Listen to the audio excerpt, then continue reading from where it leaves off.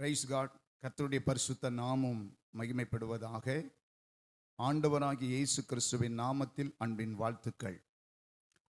உங்களுடைய வாழ்க்கையிலே நீங்கள் விசுவாச நிலையிலே எப்படி இருக்கிறீர்கள்? இன்றைக்கு உங்களுடைய பிரச்சனை உங்கள் கண்களுக்கு முன்பாக காணப்படலாம், உங்களுடைய தேவை உங்கள் கண்களுக்கு முன்பாக காணப்படலாம்.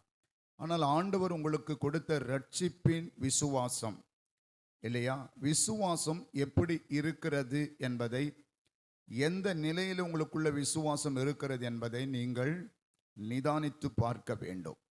பாருங்க பிரியமானவர்களே, விசுவாசம்தான் உங்கள் வாழ்க்கையில் வருகிற பிரச்சனைகளை ஜெயிக்கக்கூடிய ஒரு மிகப்பெரிய கேடகமாக, ஆயுதமாக உங்களுக்கு கொடுக்கப்பட்டிருக்கிறது. விசுவாசத்தினால் நீதிமான் பிழைப்பான். விசுவாசமே உலகத்தை ஜெயிக்கிற ஜெயம் என்று வேதம் கூறுகிறது. அப்படியானால் இந்த உலகத்தில் வருகிற எல்லா பிரச்சனைகளையும் நீங்கள் ஜெயித்து நீங்கள் வெற்றியாய் வாழ வேண்டும் என்பதற்காக ஆண்டவர் மீது உங்களுக்கு விசுவாசம் கொடுக்கப்பட்டிருக்கிறது. உங்கள் விசுவாசத்தினுடைய நிலை என்ன? சிலருக்கு விசுவாசம் தணிந்து போயிருக்கலாம். ஒருவேளை இன்றைக்கு உங்களுடைய விசுவாசம் தணிந்த நிலைமையில் இது நடக்கலை, அது நடக்கலை, இது இப்படி இருக்கிறது, இந்த காரியம் நான் எதிர்பார்த்தேன், அது இன்று வரையிலும் எனக்கு நடக்கலை, வாய்க்கலை, இந்த வியாதியினால் எனக்கு சுகம் கிடைக்கல, இப்படி பலவிதமான சூழ்நிலைகள் நிமித்தம் விசுவாசம் தணிந்து போயிருக்கலாம். பிரச்சனைகளை பார்க்கிற போது விசுவாசம் தணிந்து போய்விடும். வேதத்தில் நாம் பார்க்கிற போது ஒரு சில மனிதர்களுடைய விசுவாசம் தணிந்து போய் தன்னுடைய வாழ்க்கையிலே அமிழ்ந்து விடுவோம் என்ற நிலைக்கு போன போது அவர்கள் செய்த காரியம் என்ன? ஆண்டவரை நோக்கி கூப்பிட்டு இருக்கிறார்கள். அதுதான் இன்றைக்கு நம்ம பார்க்க போகிறோம். ஆண்டவரை நோக்கி கூப்பிடுகிறவர்களுக்கு ரட்சிப்பு உண்டாகிறது. ஆண்டவரை நோக்கி கூப்பிடுகிற ஒவ்வொரு மனிதனுக்கும் ஆண்டவர் தம்முடைய கரத்தை நீட்டுகிறார் என்பதை வேதத்தில் பார்க்கிறோம். ஒரு வசனத்தை வாசிக்கலாம். மத்தேயு சுவிசேஷம் 14வது அதிகாரம் அதனுடைய 30வது வசனத்திலிருந்து நான் வாசிக்கிறேன், கவனியுங்கள். காற்று பலமாய் இருக்கிறதை கண்டு பயந்து அமிழ்ந்து போகையில், ஆண்டவரே என்னை ரட்சியும் என்று கூப்பிட்டான். உடனே இயேசு கையை நீட்டி அவனை பிடித்து, அற்ப விசுவாசியே, ஏன் சந்தேகப்பட்டாய் என்றார். ஏன் சந்தேகப்பட்டாய் என்றார். அற்ப விசுவாசியே, ஏன் சந்தேகப்பட்டாய் என்று பேதுருவை பார்த்து ஆண்டவராகிய இயேசு கிறிஸ்து கேட்கிறார். பிரியமானவர்களே, நம்ம கவனிக்கணும். நாம சில நேரத்தில் சில சூழ்நிலைகளை பார்க்கிற போது விசுவாசத்தினுடைய நிலை தடுமாற்றம் நமக்குள்ள ஏற்படுகிறது. பாருங்கள், ஆண்டவராகிய இயேசு கிறிஸ்து ஊழியம் செய்த நாட்களில் தம்முடைய சீஷர்களை அக்கறைக்கு போகும்படி துரிதப்படுத்தினார். அவர்கள் படகுல ஏறி அக்கறைக்கு போவதற்கு கடந்து போனார்கள். இயேசு தனித்து போய் பிதாவோடு கூட ஜெபித்து கொண்டிருந்தார். இவர்கள் படகுல போகும்போது நடுக்கடலிலே காற்று வீச ஆரம்பித்து விட்டது. கடல் கொந்தளிக்க ஆரம்பித்து விட்டது. இவர்களுக்கு பயமும் அச்சமும் வந்துவிட்டது. இவர்களால் முடிந்த மட்டும் தன்னுடைய முயற்சிகளால் அந்த படகை சரிப்படுத்தி விடலாம் என்று நினைத்தார்கள். சில நேரம் உங்களுடைய வாழ்க்கையில் வருகிற பிரச்சனைகளை சொந்த முயற்சியினாலே நீங்க சரிப்படுத்தி விடலாம் என்று நினைத்தால் கூட அது சில நேரம் உங்களுக்கு முடியாது என்பதை நீங்கள் சிந்திக்க வேண்டும். பாருங்கள் பிரியமானவர்களே, சொந்த முயற்சியினாலே சில காரியங்களை செய்து விடலாம் என்று மனிதர்கள் நினைக்கிறார்கள். ஆனால் ஒரு நாள் டோட்டலா அது ஃபெயிலர் ஆகிறத நம்ம பார்க்கிறோம். ஸோ இவர்கள் முயற்சித்தார்கள், அந்த சொந்த முயற்சி தோல்வி அடைந்து விட்டது. ஆனால் பிறகு இவர்கள் அப்படிப்பட்ட தோல்வியிலே நின்று கொண்டு அப்படிப்பட்ட சூழ்நிலையை கடந்து போகும்போது ஆண்டவராகிய இயேசு கிறிஸ்து அவர்களை நோக்கி கடல் மீது நடந்து போகிறார்.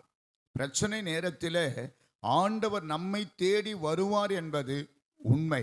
எத்தனை பேர் விசுவாசிக்கிறீங்க?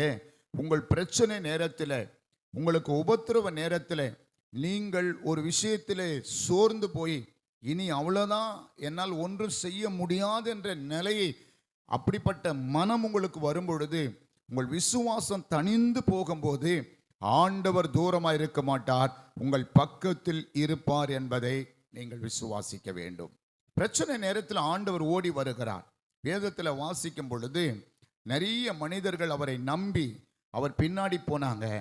இயேசுவை விசுவாசித்தவர்களுடைய வாழ்க்கையில சில நேரம் பிரச்சனைகள் வரும் பொழுது அவர்கள் விசுவாசத்தை விட்டு நாங்கள் மடிந்து போக போறோம் என்று சொன்னால் கூட ஆண்டவர் அவர்களை தேடி போனதை வேதத்தில் வாசிக்க முடிகிறது. இதுல இருந்து நம்ம ஒரு விஷயத்தை புரிந்து கொள்ள வேண்டும் பிரியமானவர்களே.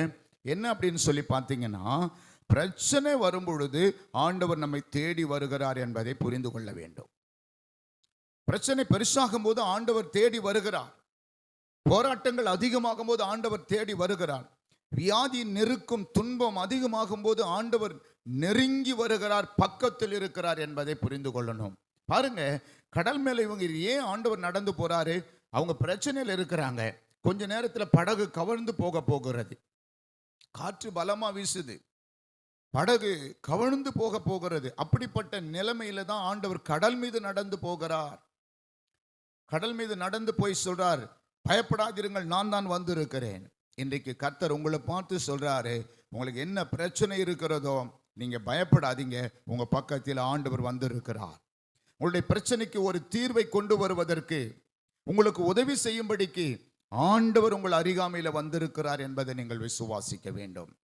எந்த நிலையிலிருந்து இந்த வார்த்தையை கேட்டுக்கொண்டு இருக்கிறீர்கள் என்பதை கர்த்தர் அறிவார். உங்கள் நிலைமை கர்த்தருக்கு தெரியும், உங்க பிரச்சனை கர்த்தருக்கு தெரியும். அப்பொழுது ஆண்டவர் உங்கள் அருகாமையில் இருக்கிறார் என்பதை நீங்கள் விசுவாசிக்க வேண்டும். ஆம் பிரியமானவர்களே, நடந்தது என்ன கவனித்து பாருங்கள். இந்த வாசித்த வேத பகுதியை பற்றி கொஞ்சம் நல்ல கவனியுங்கள். என்ன நடக்கிறது அப்படின்னு சொன்னா, இயேசு கடல் மேல் போய் பயப்படாதீங்க, நான் தான் வந்திருக்கிறேன்னு சொல்றார். அதுல ஒரு மனுஷன் பேதுரு, ஆண்டவர் மீது விசுவாசம் உள்ளவன், ஆண்டவர் மீது நம்பிக்கை உள்ளவன், அன்பு அதிகமாய் கொண்டவன், ஆண்டவரோடு கூட இருக்கிறவன் இல்லையா? பேதுரு உடனே கேட்கிறார், நீரே ஆனால் ஆண்டவரே, நீங்க என் கூட இருக்கிறீர், நீர் தான் வந்திருக்கிறீர், ஆனால் நானும் தண்ணி மேலே நடந்து வர கட்டளையிட்டோம்.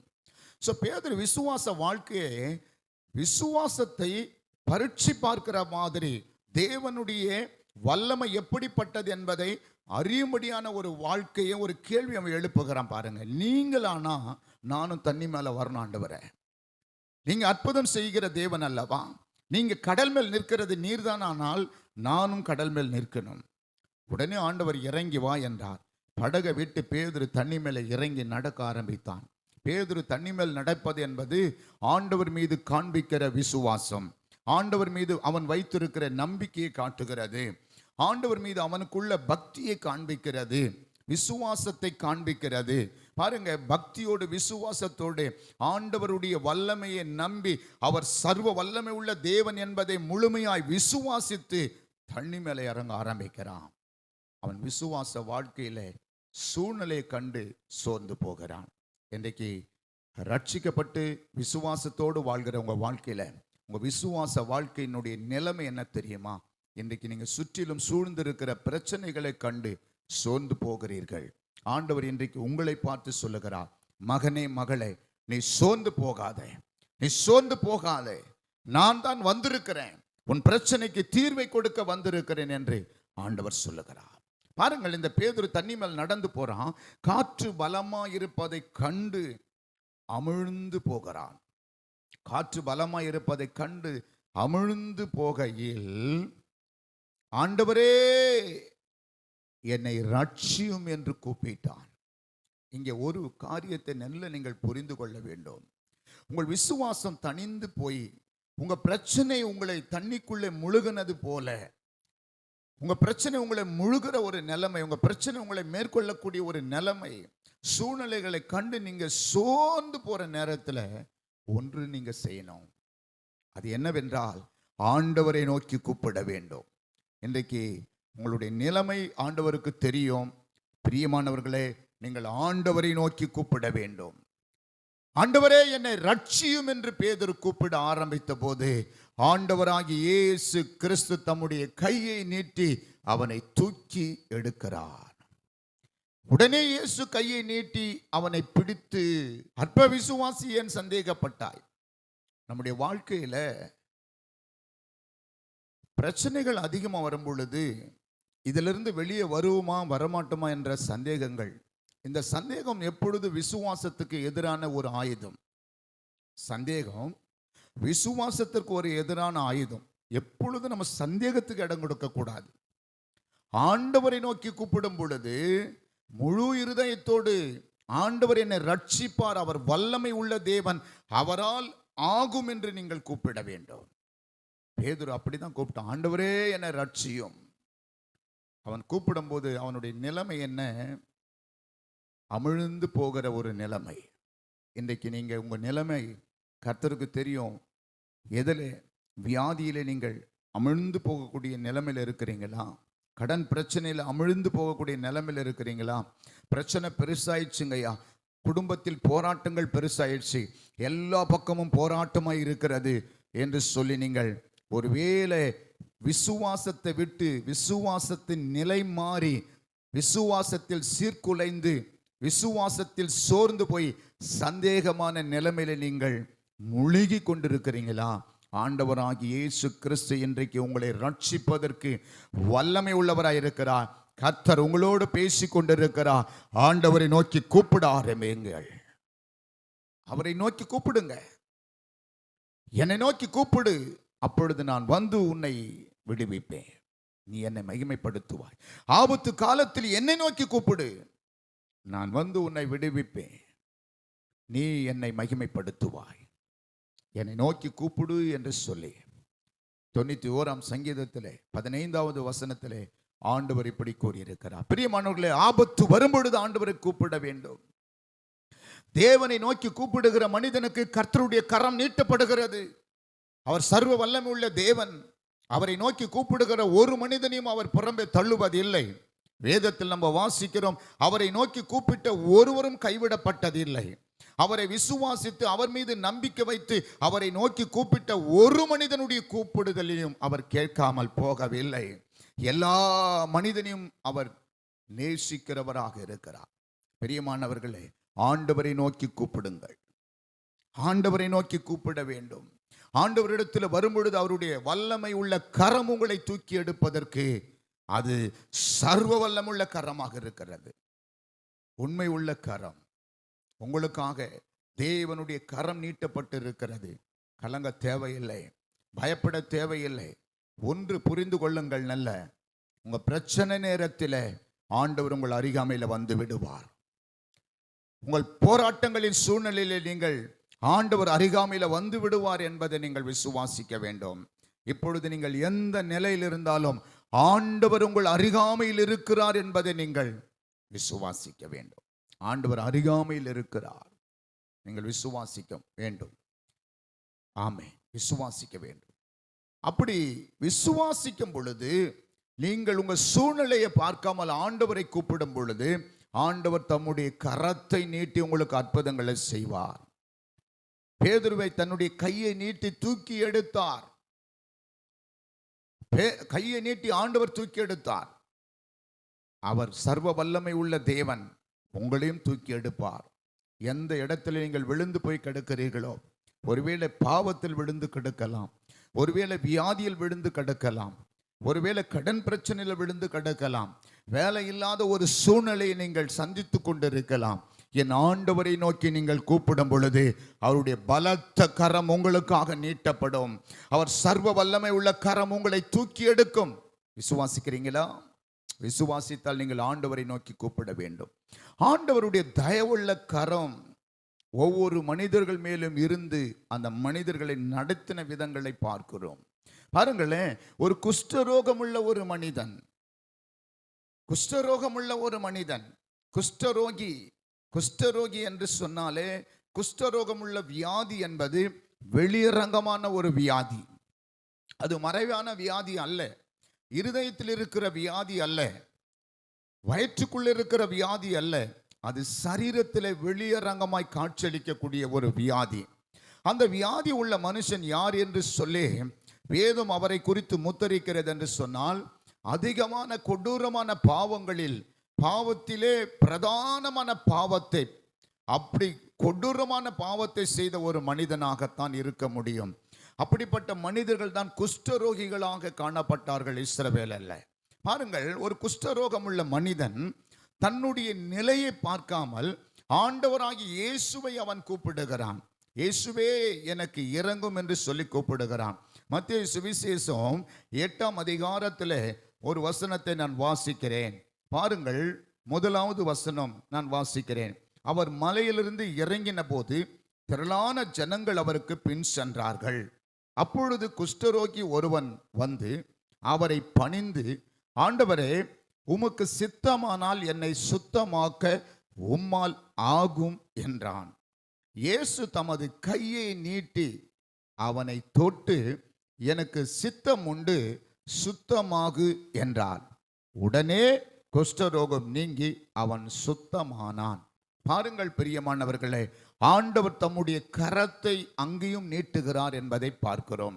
ஒரு பாவமுள்ள ஒரு மனிதன், பாவம் செய்த ஒரு மனிதன், குஷ்டரோகமுள்ள ஒரு மனிதன், யாராலும் நேசிக்கப்படாத ஒரு மனிதன், எந்த மனுஷனாலும் விசாரிக்கப்படாத ஒரு மனிதன், பக்கத்தில் கூட எந்த மனிதனும் போகாமல் அவனை நெருங்கி அவனோட உறவு கொள்ளாமல் ஒரு தனித்து விடப்பட்ட மனிதன், குஷ்டரோகமுள்ள ஒரு மனிதன்.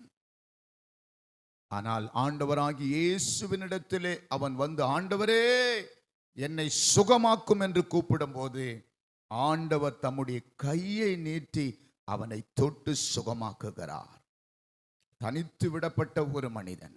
குஷ்டரோகம் உள்ளவர்களை அன்றைக்கு ஊருக்குள்ளவே வைத்திருக்க மாட்டார்கள் இஸ்ரவேலர்கள். ஊருக்கு புறமாகத்தான் இருக்க வேண்டும். குஷ்டரோகம் என்ற வியாதி கொடூரமானது. யாரும் அவனை தொடமாட்டார்கள், யாரும் அவன் அருகாமையில போக மாட்டார்கள். அப்படிப்பட்ட தனித்து விடப்பட்ட மனிதன். இன்றைக்கு நீங்களும் தனித்து விடப்பட்ட நிலைமையில ஏதோ ஒரு காரியத்திலே நீங்கள் சிக்கிக் கொண்டிருக்கிறீங்களா? ஆண்டவர் உங்களை பார்த்து சொல்லுகிறார், தனித்து விடப்பட்ட மகனை அவன் ஆண்டவராகி இயேசுவை கூப்பிடும் போது அந்த குஷ்டரோகிக்கு இறங்கின அதே ஆண்டவர் இன்றைக்கு உங்களுக்கும் இறங்குவார். மகனே, மகளை, என்னை நோக்கி கூப்பிடு என்று சொல்லி ஆண்டவர் சொல்லுகிறார். பிரியமானவர்களே, நீங்கள் ஆண்டவரை நோக்கி கூப்பிட வேண்டும்.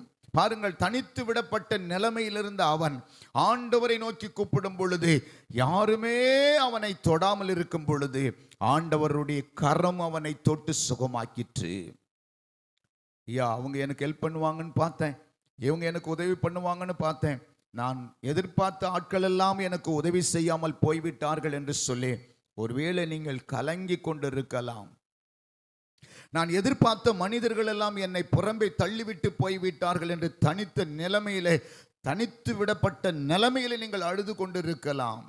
உங்கள் அருகாமையில் ஆண்டவர் வந்திருக்கிறார். பிரச்சனை நேரத்தில் ஓடி வருகிற ஆண்டவர் மறந்து விடாதீர்கள். உங்கள் ஆபத்து காலத்தில் உங்கள் பக்கத்தில் இருக்கிறவர் ஆண்டவர் மறந்து விடாதீர்கள். பிரச்சனை நேரத்தில், ஆபத்து காலத்தில், தனித்து விடப்பட்ட நிலைமையில் இருக்கும் போது நீங்கள் ஆண்டவரை நோக்கி கூப்பிடுங்கள். அவருடைய கரம் உங்களுக்கு அற்புதங்களை செய்யும்படி நீட்டப்படும்.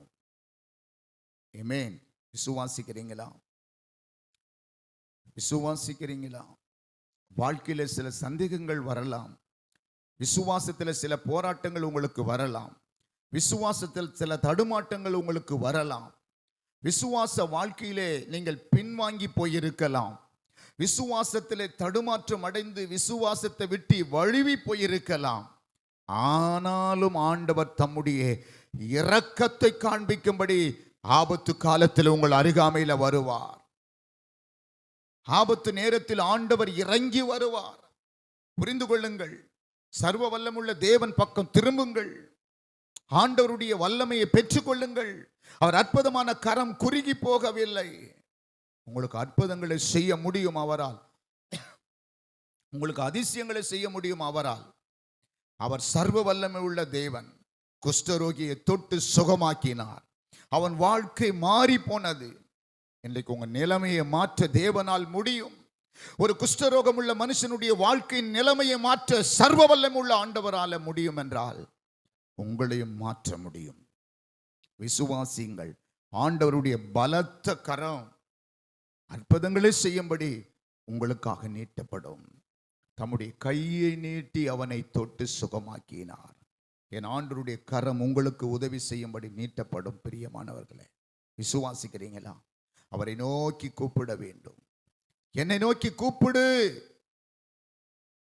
என்னை நோக்கி கூப்பிடு. 10 குஷ்டரோகிகள் ஊருக்கு புறம்பே அமர்ந்திருந்தார்கள். ஆண்டவராகி இயேசு கிறிஸ்து அந்த வழியாக போகும் பொழுது லூக்கா 17ஆம் அதிகாரத்தில் வாசிக்கிறோம். இயேசுவை நோக்கி அவர்கள் கூப்பிட ஆரம்பித்தார்கள். இயேசுவை நோக்கி கூப்பிடுகிறார்கள். இயேசு, ஐயரே எங்களுக்கு இறங்கும் என்று கூப்பிட்டார்கள். அவரை அவரை பார்த்து கூப்பிட்டார்கள். அவரை விசுவாசித்து கூப்பிட்டார்கள். அவரிடத்தில் இரக்கம் பெற வேண்டும் என்று கூப்பிட்டார்கள். ஆண்டவர் நின்று, நீங்கள் போய் உங்கள் ஆசாரியனுக்கு உங்களை காண்பீங்கள் என்று சொன்னார். அந்தபடியே ஆண்டவருடைய வார்த்தைக்கு கீழ்ப்படிந்து அவர்கள் போன பொழுது அவர்கள் சுகமாய் கடந்து உள்ளே போனார்கள். அவர்கள் சுகமடைந்தார்கள். பிரியமானவர்களே, தேவனுடைய வார்த்தையினால் நீங்கள் குணமாக்கப்பட முடியும். எப்படிப்பட்ட வியாதியாயிருந்தாலும் ஒரு வார்த்தை ஆண்டவர் உங்களை பார்த்து சொல்லும் பொழுது நீங்கள் சுகமாக்க முடியும். அவருடைய தழும்புகளால் நீங்கள் குணமாவீர்கள். ஆண்டவருடைய பலத்த கரம், அற்புதங்களை செய்கிற கரம், அதிசயங்களை காண பண்ணுகிற கரம், உங்களுக்கு உதவி செய்யும்படியான கரம், உங்களை தொட்டு சுகமாக்கும்படியான கரம் உங்கள் அருகாமையில் இருக்கிறது. ஆண்டவருடைய கரத்தின் வல்லமை பெரிது. என் கைகள் குறுகி போகவில்லை என்று ஆண்டவர் கூறுகிறார். அற்புதங்களை செய்கிற தேவனுடைய வல்லமை உள்ள கரத்தை நீங்கள் நோக்கி பாருங்கள். ஆண்டவரே, உம்முடைய கரத்தை என்மேல் வைங்கப்பா, என் வியாதி மறையட்டும் என்று சொல்லுங்கள். ஆண்டவரே, உம்முடைய கரம் நீட்டி என்னை தொட்டு ஆசீர்வதிங்கள் என்று கூப்பிடுங்கள். ஆண்டவர் இறங்கி வந்து தொட்டு ஆசீர்வதிப்பார். ஆமா, விசுவாசத்தினாலே நீங்கள் தேவனுடைய கரத்தின் வல்லமையை உணர முடியும். விசுவாசத்தினாலே நீங்கள் தேவனுடைய மகிமையை பார்க்க முடியும். விசுவாசத்தினாலே தேவனுடைய வல்லமையால் நீங்கள் தொடப்பட முடியும். விசுவாசிக்கிறீங்களா? ஆண்டவர் உங்களை ஒருபோதும் கைவிட மாட்டார். ராகாப் என்னும் வேசி விசுவாசத்தினாலே கீழ்ப்படியாதவர்களோடு கூட சேதமாகாமல் இருந்தால் என்று எபிரேயர்ல வாசிக்கிறோம். விசுவாசத்தினாலே கீழ்ப்படியாதவர்களோடு கூட அவள் சேதமாகாமல் இருந்தால். ராகாப் என்னும் வேசி விசுவாசத்தினாலே, தேவன் மீது வைத்த நம்பிக்கையினாலே, தேவனை பற்றி கொண்ட விதத்திலே அவள் வேவுகாரர்களுக்கு செய்த இந்த உதவி நற்கிரி, அது மட்டுமல்ல, அவள் வாழ்க்கையிலே சர்வ வல்லமை உள்ள தேவனுடைய கரம் என்னை காப்பாற்றும், சர்வ வல்லமுள்ள தேவன் எனக்கு ஒரு நல்ல வாழ்வு கொடுப்பார், சர்வ வல்லமுள்ள ஆண்டவர் இஸ்ரவேலின் தேவனாகிய கர்த்தர் எகிப்திலிருந்து இஸ்ரவேலை மீட்டெடுத்த ஆண்டவருடைய வல்லமை உள்ள கரம் எனக்கு ஒரு நல்ல வாழ்வை கொடுக்கும் என்று அவள் விசுவாசித்தாள். அவள் விசுவாசித்தபடியே சேதமாகாமல் காக்கப்பட்டாள். பிரியமானவர்களே, இதுவரை உங்கள் விசுவாசத்திலே நீங்கள் ஒருவேளை சந்தேகத்தில் சோர்ந்து போயிருக்கலாம். உங்கள் விசுவாச நிலை தடுமாற்றம் அடைந்திருக்கலாம். விசுவாசத்தில் உறுதியற்ற வாழ்க்கை நீங்கள் இருந்திருக்கலாம். விசுவாசத்தில் ஒருவேளை நிலைத்து நிற்க முடியாமல் போய்விட்டிருக்கலாம். ஆண்டவருக்காக எழும்பி பிரகாசிக்க வேண்டும் என்று சொல்லி நீங்கள் விரும்பியிருப்பீர்கள். எங்கேயோ காணாமல் விழுந்து போயிருப்பீர்கள். விசுவாசமே இல்லாமல் தனிந்து போய் தன் வாழ்க்கையிலே விழுந்து போன ஒரு நிலைமையில நீங்கள் இருப்பீர்கள். இன்றைக்கு கர்த்தர் உங்களை பார்த்து சொல்லுகிறார், இப்பொழுது ஒன்றும் கெட்டு போகவில்லை. ஆண்டவரை நோக்கி கூப்பிடுங்க. ஆண்டவர் உங்களுக்கு இரக்கம் செய்வார். ஆண்டவருடைய கரம் உங்களுக்கு நீட்டப்படும். உங்கள் விசுவாசத்தை ஆண்டவர் வர்த்திக்க பண்ணுவார். ஆமென்.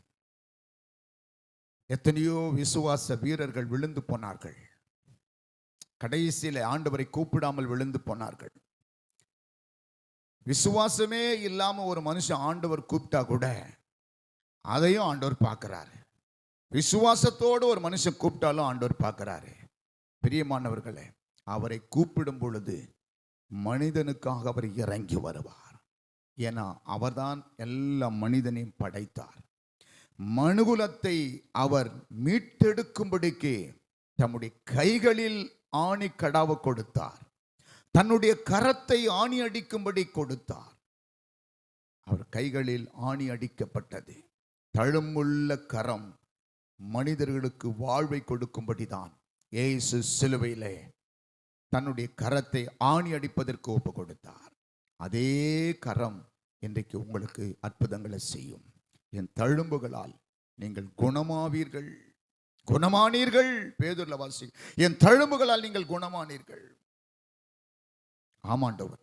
பிரியமானவர்களே, ஆம் பிரியமானவர்களே, ஆண்டவர் இரக்கமுள்ள தேவன். நீங்க எந்த நிலைமையில் இருந்தாலும் ஆண்டவரை நோக்கி கூப்பிடுங்க. அவரை நோக்கி கூப்பிட்ட ஒருவரும் கைவிடப்பட்டதே இல்லை. அவரிடத்தில் வந்த ஒருவரையும் தேவன் புறம்ப தள்ளினதே இல்லை. அவரிடத்தில் வந்த மனிதர்களுடைய வாழ்க்கை நிலை மாறி போனது, நிலை மாறி போனது. இந்த ராகாப் என்னும் வேசியினுடைய நிலை மாறப்பட்டது. உங்களுக்கு ஒன்று சொல்லட்டுமா? முழு தேசமும் அழிக்கப்பட்ட போது ராகாப் மாத்திரம் காக்கப்பட்டாள். ஆனால் எபிரேயர் 11ஆம் அதிகாரத்தில் அதை குறித்து வாசிக்கும் பொழுது, அவளை பற்றி எழுதும் பொழுது என்ன சொல்லப்பட்டிருக்கிறது என்பதை கவனித்து பாருங்கள். 11ஆம் அதிகாரம் 31வது வசனத்தை நான் வாசிக்கிறேன். விசுவாசத்தினாலே ராகாப் என்னும் வேசி வேவுக்காரரை சமாதானத்தோடு ஏற்றுக்கொண்டு கீழ்ப்படியாதவர்களோடு கூட சேதமாகாதிருந்தாள். கீழ்ப்படியாதவர்கள் இருந்தார்கள். கீழ்ப்படியாதவர்களோடு கூட அவள் சேதமாகாமல் காக்கப்பட்டாள். ராகாப் என்னும் வேசி விசுவாசத்தினாலே, விசுவாசத்தினாலே பாருங்கள், அவளுடைய செயல், அவளுடைய தொழில், அவளுடைய வியாபாரம் ஒரு வேசித்தனம். ஆனால் அவளுடைய நற்கிரியை காண்பித்தார். நல்ல புரிந்து கொள்ளுங்கள். ஒரு தவறை வைத்து ஒரு மனிதனை ஒருவன் தீர்மானித்து விட்டால் அந்த மனிதனுடைய தீர்மானம், அந்த மனுஷன் தீர்மானித்தபடி அந்த மனிதனுடைய வாழ்க்கையை ஆண்டவர் செய்ய மாட்டார். நல்லா புரிந்து கொள்ள வேண்டும். உங்களுக்கு ஒருத்தர் பிடிக்காதுன்னு சொன்னால் மற்றவங்களுக்கு அவங்கள பிடிக்காதுன்னெல்லாம் கிடையாது. அவங்களுக்கு எல்லாரையும் பிடிக்கும், உங்களுக்கு மட்டும்தான் பிடிக்காது. அது நல்லா புரிந்து கொள்ளணும். இந்த வேசியை அந்த தேசத்தில் இருக்கிற அத்தனை பேருக்கும் பிடிக்காது.